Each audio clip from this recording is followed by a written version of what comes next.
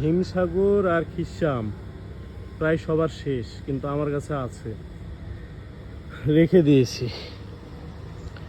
এই যে এখন পেকে পেকে পড়বে,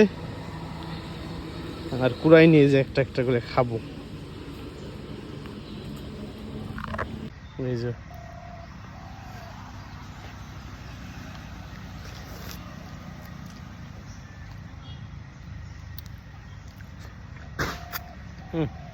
ওই যে বলতে বলতে আর একটা পড়ে গেছে।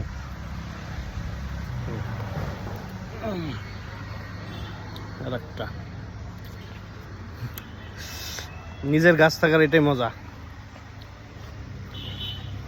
ইচ্ছা মতো নামাই নামাই খাওয়া যাবে।